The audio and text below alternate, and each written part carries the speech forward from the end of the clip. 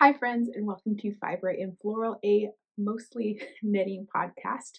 Today, I'm going to be reviewing my fall make 9 to see how far I got, which projects are completed, which projects are still in their whip stage, and which projects didn't even get started. So, thanks for being here. Grab a cup of something you love, and let's chat.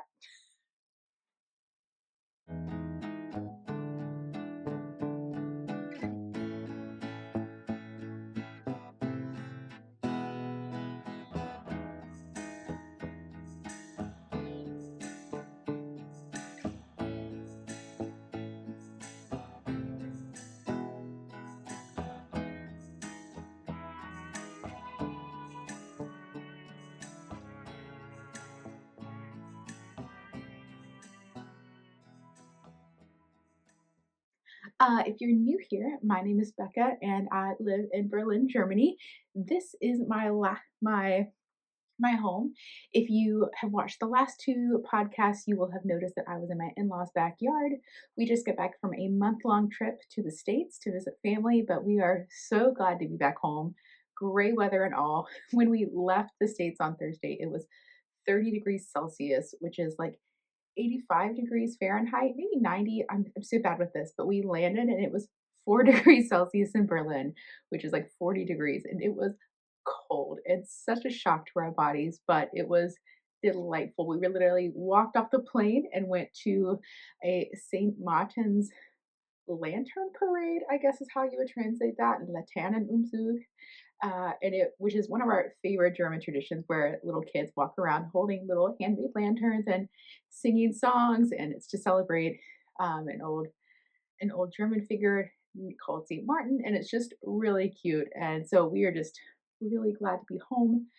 I jump into my make 9. I wanted to quickly show you the sweater that I'm wearing because it's one of my all-time favorites and probably my most autumnal and my most worn sweater. It is the Field Sweater by Camilla Vaude, and I knit it in Double Sunday, the colorway Croissant, which I didn't realize at the time. I didn't realize at the time the colorway was called Croissant. I just loved this color, but I love that like this sweater features a grain motif, and then I bought croissant, like something that is made from grain. So I just thought it paired perfectly. It makes me really happy whenever I think about that. This motif was probably the most complicated thing I had knit at the time.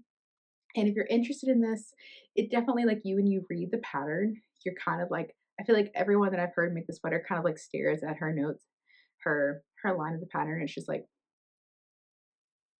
yeah, I have no idea what that means, and that's very much how I felt. Thankfully, I found a fellow vlogger on YouTube who walks you through all the steps. So if you're interested in the sweater, I'm gonna link to her video below because she just walks you through every step of knitting this yoke, and it is such a help. It made this so easy, and I love this sweater so much. This is one of those sweaters that I I just can't believe I made. And double Sunday is just so soft. It does pill a lot, but it's so comfortable to wear. And it's just one of those easy to throw on. I've worn it with skirts to fancy functions. I've worn it with jeans. I wear it with pajamas a lot. It's just it goes with everything sweater, and I adore it. So this is what I'm wearing today. A classic autumnal sweater and one of my favorites. So let's get started. My make 9, I'm actually gonna scooch a little bit to the left so I can put my make 9 up here on the screen for you. And so I'm going to start, as you might remember if you watched that video, I had 3 different categories. So three in each category, I had 3 things I wanted to make. And I'm going to go through and kind of show you projects and talk about them, and let's get on. So my first category I'll start with is sweaters. And the first one that I wanted to knit this year or this fall was the ever popular, if I can untangle it, book club cardigan. And as you can see, it is very much still in its whip phase. Hang on though, so I did get quite a ways. I finished a sleeve and I finished the body. I left a lifeline in to do the pockets and have started the second sleeve. So really all that's left to do is to finish the sleeve, do the button band and the pockets. So I probably only have about a month left of working on this. However, this sweater has already taken a lot longer than I thought. I dreamed that I was going to have it done in October, which it is end of November and it's not done. So it took a lot longer than I thought. And that's partly because the stitch count just does, the stitch pattern does take a long time, but also partly I just kept getting distracted with gift knitting and other projects that were more time pressure, had more time pressure. So not yet. But I've mentioned this before in the podcast. I am knitting this with Fonty Super Tweed, which is a French merino yarn with 5% mohair. And it's got these beautiful, just autumnal, like mustard or mustard yellow and kind of like rusty brown colors. I apologize for my lighting, but it is winter and it is what it is. But I love that. I just love the effect that the tweed gives it and absolutely in love with this pattern. I talk enough about this on the podcast that I don't feel the need to talk long about it, but it is in the whip category. And I'm actually going to put this away for winter, in part because I don't wear a lot of cardigans in the winter. It's just too cold here that I don't want anything, even with a button band. I just want everything that's chunky and on my neck. And partly just because I have other things that I'm really interested in. And as much as I've enjoyed knitting this sweater, I am just ready to knit some pullovers and do some simple knitting for a little while. So this one is going to be put away until probably March. And I might pick it up again and then it'll be ready for spring when I want to wear cardigans. I typically only wear cardigans in like the fall and spring and maybe a little bit of summer in the colder evenings. So yeah, I'm ready to work on something that I am planning to wear in the next few months. So this one is sadly going to get put away, but I'll be excited to pick it up again come spring. So first one on my autumn list sadly didn't get done, but I really enjoyed knitting it and I'm excited to pick it back up again. So the second sweater on my Make 9 list was the Let It Snow sweater from Hannah Rimmon, and this is a free pattern available on the Figolana website. You can find the link through Ravelry, which I'll link below. But it is, I'm counting this as done, as you can see, but it is not done. It is very much in a whip stage, but my idea is that it's only middle of November. My goal was to have this done by December 1st, and I'm pretty much exclusively knitting this for the next 2 weeks. This is all I'm going to do, and I've already done, like I split for sleeves 3 days ago, and I've already done quite a bit of the body. So I think this is going to be doable. It's just straight stockinette from here on out. And yeah, so Rimmon's Let It Snow features 1x1, or I think it's 3x1 color work on the body. I'm not doing that. My husband didn't want that. And she also features an optional, you can do 2 rows of Christmas trees. I only opted for 1. And that is because I knit my daughter a matching one in the children's sweater, the Jingle Bell sweater. And I talk about this in the modifications I made to her sweater on a previous podcast.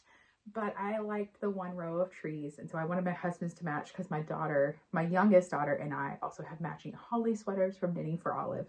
So hers is almost done. I need to sew on the beads because she's not happy unless there's 15 colors on it. So because I wanted it to be only green and white, I'm compromising with her like a good parent and going to sew on rainbow beads, and she's going to love it. So I might post a video of me doing that because I haven't really found a lot of YouTube or tutorials on how to sew on beads to knit sweaters. So I'm going to kind of figure that out for us and possibly post that in December. So stay tuned if that's something you're interested in. But back to the Let It Snow sweater. Hannah Rimmon has designed 3 different versions of these, all free. There's a women's version, a kids version, and a men's version. And I just think it's such a sweet little motif and really easy to do if you're new to color work. I definitely think this is doable. Maybe not by Christmas this year, although if you do the kids sweaters only took me 2 to 3 weeks. So definitely still time to do one. The kids sweaters are knit in Knitting for Olive, merino plus mohair, and he didn't want mohair. And so I decided to use Sandusgarn Pure Ghent in a beautiful like green jewel tone color. It's got like a hint of blue. It looks lovely on him with his coloring, if I can say that as his wife. And I think it's just really stunning. The Pure Ghent is a very rustic yarn, and it kind of just makes it seem like an old school like colorwork sweater. You see this a lot here with like older German men, and I feel like it has a similar vibe. It just looks rustic and classic and traditional, and I'm really enjoying it. My gauge is a little too large. I've never knit with Pure Ghent before, and I was in such a hurry that I didn't do a gauge swatch, which is stupid. I know, if you're all screaming, no, don't when you're in a rush. Yes, I know, every time I regret it, and every time I still do it. So maybe this is the time I learn.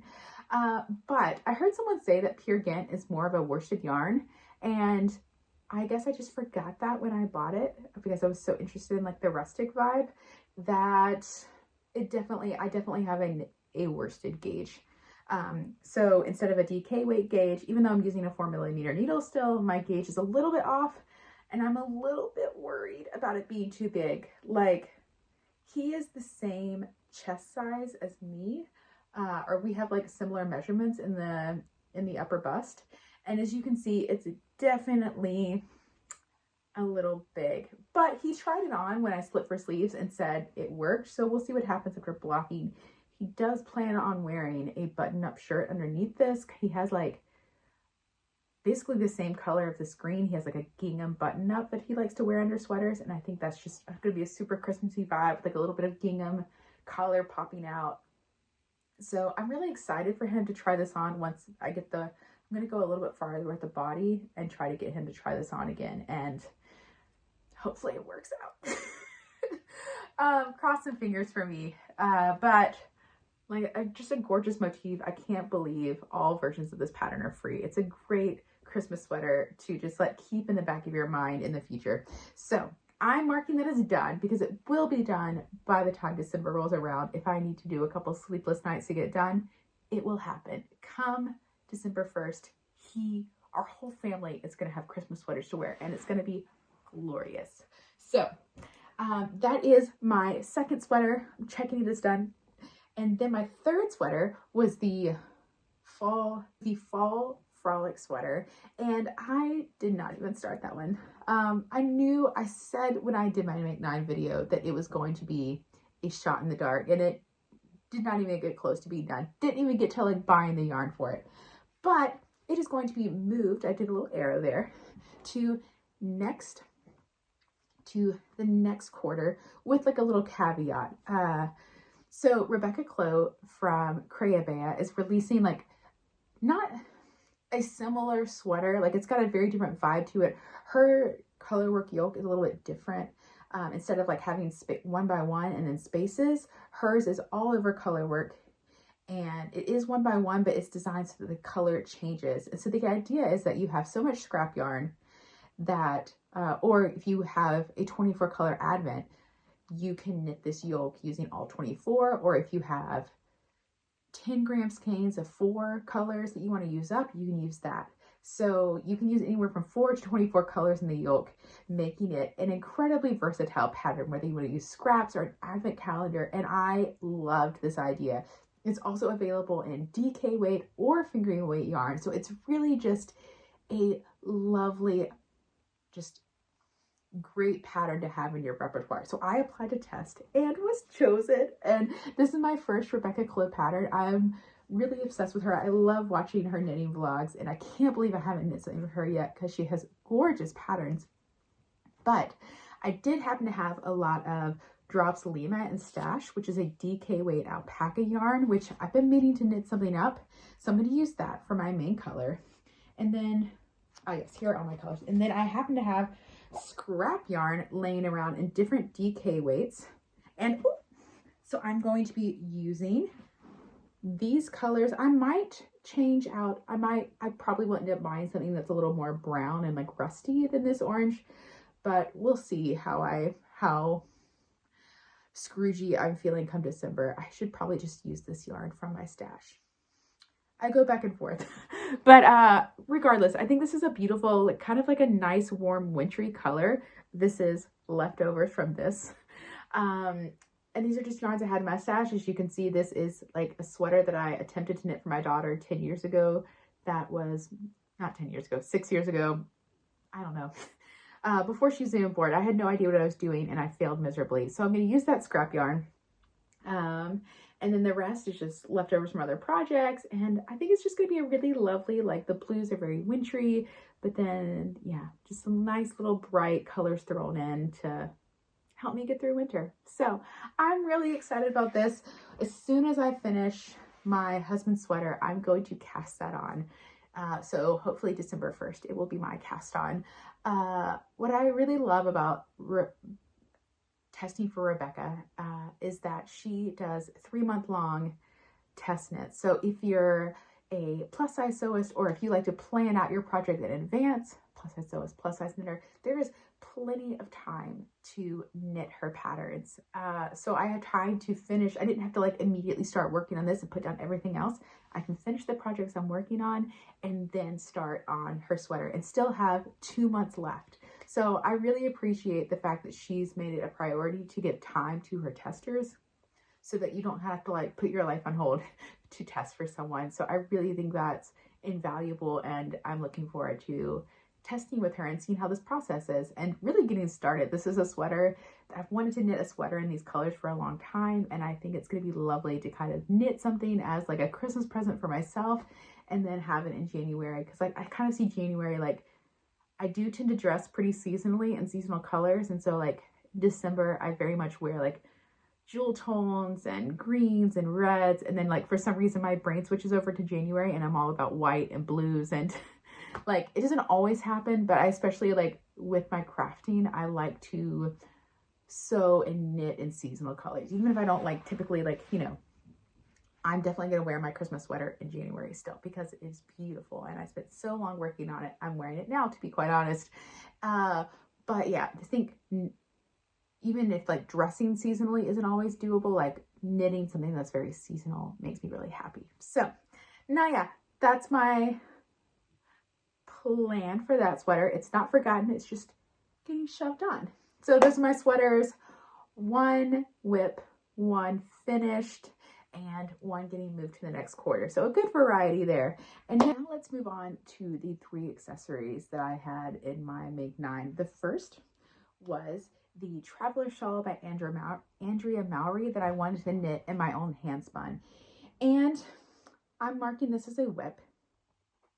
I had spun up to about 200 skeins. The pattern calls for 300, and with the intent that I was going to knit up every single, just like look at how beautiful. Let's just take a minute to admire how lovely this turned out. This is so autumnal. These are just all my favorite colors. There's some white cream, there's some mustard and rust orange and some purple and a hint of teal, and I just feel like this just screams me. I'm so happy with how these colors turned out. Like, oh, just gorgeous.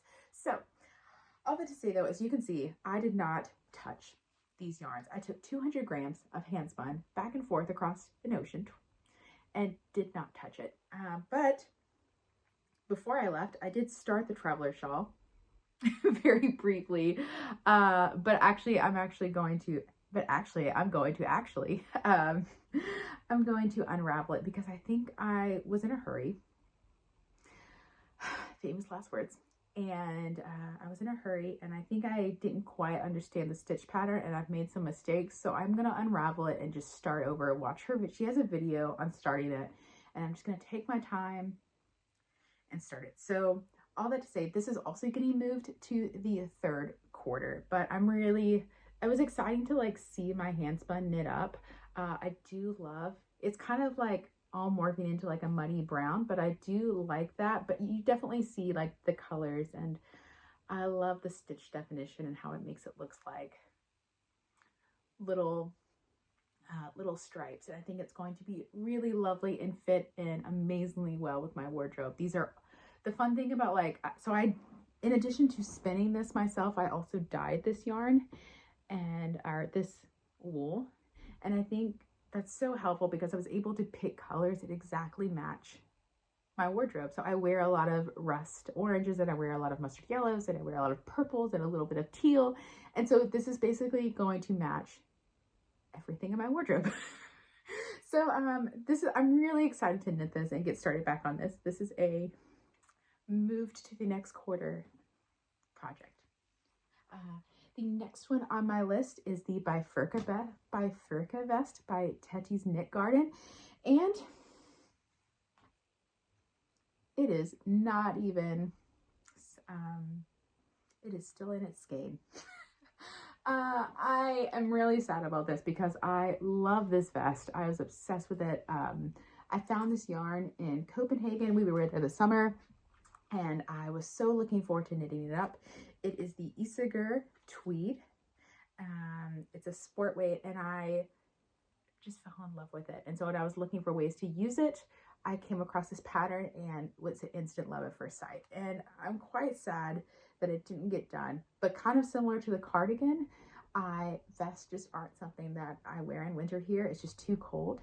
And so I'm going to push that to spring, and I'm really looking forward to knitting that up then, and that's gonna be really pretty together. So actually, I think I decided to use a different brown. I think this brown is going to be used for an Andrea Mallory sweater, which I'll talk about in my next video, but a similar vibe, like a brown and blue together.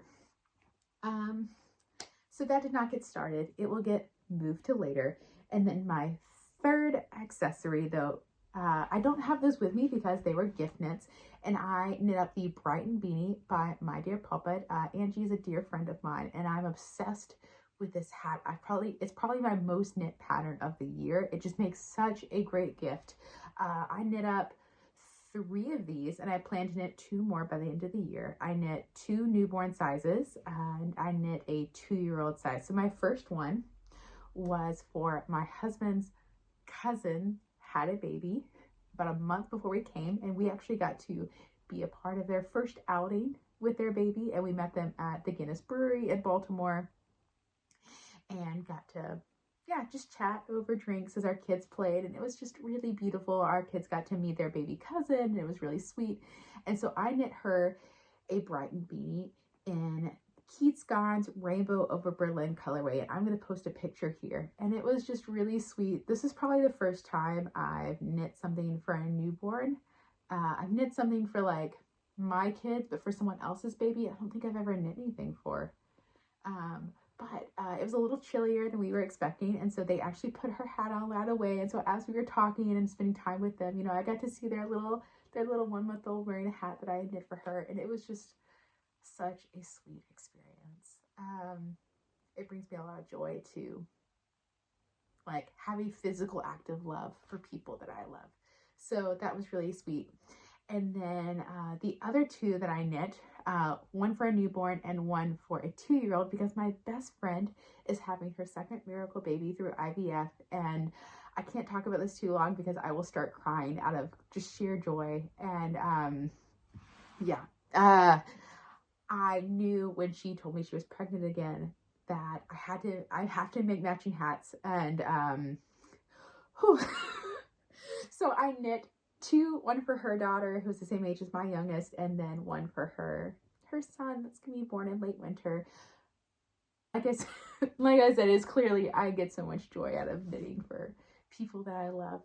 And so I knit 2 matching beanies for her kids in Knitting for Olive in a baby blue because her daughter has blue eyes, and I just thought it was cute that she's having her first boy, and it was just gonna be lovely. And then their last name starts with a B, and so we began calling her first, when she was pregnant with her first, Baby B, and because it was a surprise, we didn't know if it was gonna be a girl or a boy, and blah blah blah. And so I embroidered little bees onto the brim, and it was just it turned out so well.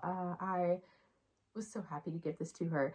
And what's great about Angie's pattern is that the newborn size only takes 23 grams of fingering weight yarn, which is insane. You do have to knit on, I knit on 2.25 millimeter needles because I'm quite a loose knitter. Her pattern calls for 2.5.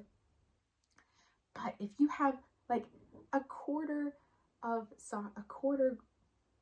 skein of sock yarn left. You can knit a newborn hat. I think this is such a great use of scrap yarn. Like the Rainbow over Berlin, I still have 73 grams left. I can still knit a whole pair of socks for myself. But if I just have like a little bit of yarn left over, I can knit a baby hat and give it to someone. I don't know what that was, but I think this is such a great pattern for this. And I've talked about this a lot, and I love this pattern. And I'm going to knit 2 more. I'm going to knit one for myself and one for my youngest daughter, probably using Rainbow over Berlin. So yeah, lovely pattern. Can recommend Angie's pattern so much. So that is a check 3 times, because I did 3 of them all in 1 month. I was very stressed just because like we were visiting my friend Lauren in Birmingham, Alabama, and I was literally like, we were leaving the next day at noon, and I was sitting there finishing that. And I was like, I don't know, I just gotta finish it. But I did, and I stayed up late embroidering it that night, and then washed it, and then when I woke up the next morning, it was done, and I could give it to her. So I managed, but it was just in time. So yeah, those are my accessories. And then my last category was socks. Let me go grab those. I am proud to say that I did complete, or almost complete, all of the socks on my list, and which is another reason my sweaters didn't get done. But my first pair, you've seen these many times if you've watched the podcast before, are the Magic Toadstool socks by Stone Knits. And these are in bad shape, I have to say. I wore these last night to my daughter's birthday party at a jump house, and that was stupid because they are very dirty and need a very good wash. But that shows you how much I love them. I wear them so much. I think they're just darling, and they're kind of a good mix of like, they can pass for Christmas socks, but because the heel and the toe are actually hand dyed also by me, but because the heel and toe are kind of a more autumnal colors, they can pass for autumn socks. But also, like, if I wanted to be Christmas socks, they're Christmas socks now. So I'm really happy with them. If you're more interested in hearing all the details, you can see, I talk about them a lot in my 20 sock patterns video. So go give that a check if you're interested in that. My second sock that I completed, I don't think I've shown these on the podcast yet. I think I've just shown them as a whip, but they are done. It is my Endless Autumn, some kind of autumn, I'll post it below, sock by, again, Stone Knits. This is such a dream sock for me. I've had this on my mind, or in my Ravelry for years, but wasn't sealed enough with color work. So I'm so proud of myself for finishing these. My goal this year was to learn color work and really get a handle on the technique. I wouldn't say I want to say master, but I'm definitely not a master. But I did them. Not only have I done multiple colorwork sweaters this year, I've done multiple colorwork socks, including this pair, all over colorwork, and I'm just overjoyed. So for the colorways, I used Olivia and Oliver Fibers. This is the Autumn Leaves colorway, which fits perfectly, and then the green is Pine, and I'm just so in love with them. I do knit, so I'm typically a medium when I knit socks, but because my colorwork gauge is so loose, I actually knit size small for Stone Knits colorwork socks, and that's what I did here. It's a 60 stitch loop. Words are hard. And they're still a little loose, to be honest. I need to work on getting, when I'm knitting socks, to actually tighten my colorwork gauge. So that's something I'm going to be working on in future colorwork socks, but I'm happy with them. And the only other thing is the heel, which I've talked about before. I don't love this short row heel. You could probably say that I hate it. I think in the future I would do a 4-aught heel where I knit a section, like I get to where I want the heel to be, and I knit with some scrap yarn, and then I take it out once I finish my sock and do decreases, kind of like the same way you do the toe, but just at the heel. So I think if I were to do all over colorwork socks again, I would knit a 4-aught heel instead of doing a short row heel. But for my first colorwork socks, I'm very happy with them. I've worn them so much, and now yeah, check. And then my last ones, once again, I'm cheating because I'm not quite done, but I will be done by the end of November when fall is technically over in my book. And these are my husband's birthday socks, which I was hoping to have done early November for his birthday, but they're almost done. But I've been focusing on his sweater, which is why they're not done yet. So I'm just kind of keeping these in my purse. And whenever I have a second, I pull them out. But I got this yarn. This is Sislerget. I think that's how you say it. It's a Danish yarn company. And I got this yarn in Copenhagen. It is the colorway Wild Garden. And it's absolutely incredible. And it's a little bit thicker than the sock yarn that I'm used to. And I think this is going to be really nice for him in winter. But they've got like just the prettiest mix of green. Like they've got some rusty olive green, they've got some dark hunter green, and they've got like little tiny bits of mint green that I'm in love with. When I see the little mint green pop up, I get so excited because I think it's just a really lovely contrast, and just they're stunning socks. And I kind of did a mix of the I'm So Basic sock and then the summer camp socks. The summer camp socks is a 3x1 rib sock, but they only come in a medium size with a 64 stitch count. Both of these are free patterns, so I feel fine talking about how I did this. And the I'm So Basic sock comes in multiple sizes, and I noticed that with the medium in the I'm So Basic it's 64 stitches, and then the summer camp sock with the ribbing is also 64 stitches. So I kind of figured if they're the same stitch count and both fit my feet, then I could also do my husband's size large with 72 stitches and do it in a 3x1 rib, and it would fit. And it does. So basically I used the 3x1 from the summer camp socks, inserted it into the I'm So Basic socks, and just followed that from there on out. So I did the heel as called for in the I'm So Basic pattern, and yeah, went from there. It was a very easy, like, I don't even think you'd really need to combine those patterns. I just wanted to follow something.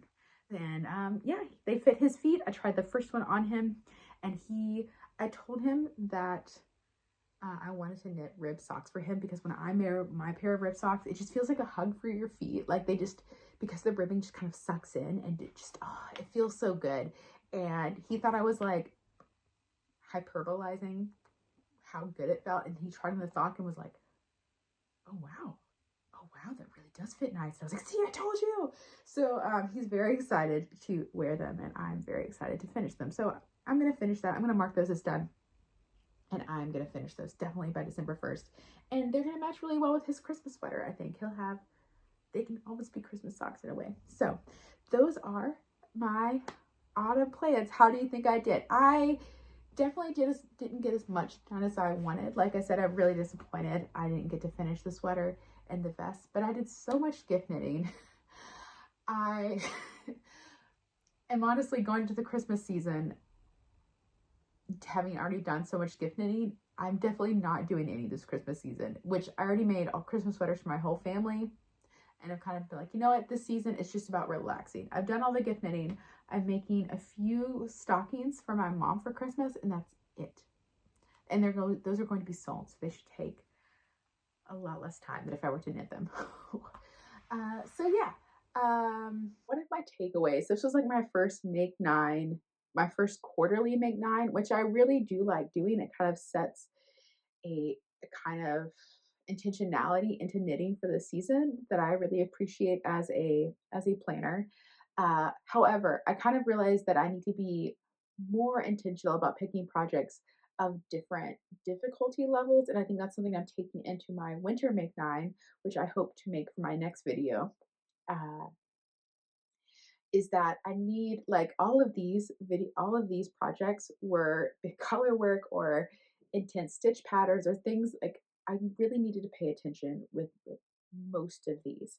And that's something that I need to pay more attention to, is that yes, it's okay to have two colorwork sweaters, but then you need to have like easier sock patterns, or you need to have easier accessories, or maybe have a sweater that's just straight stockinette, and make things kind of like because I do knit. I like to have different projects of different difficulties, and if they're all on the harder side, then it just makes me not as excited, or I feel like I have to be awake and I can't just knit to knit for like relaxing. And so that's definitely something I'm going to pay attention to, and you might notice on my winter make 9, which should come out in the next week or 2. So stay tuned. As always, guys, thank you so much for being here and listening to my ramblings about my knitting. It brings me so much joy to share this with you guys. And please, like I always say, please feel free to reach out on Instagram or down below in the comments or on Ravelry or wherever we might meet one another. I started this podcast because I love watching knitting podcasts and I wanted to turn this into a dialogue. And so I would invite you to do the same. Reach out, say hello. Let's be knitting friends. Anyways, happy Sunday, y'all. I hope you're enjoying this weather. I hope you're cozied up with your knitting and are enjoying the weekend. Have a great day. Bye, friends.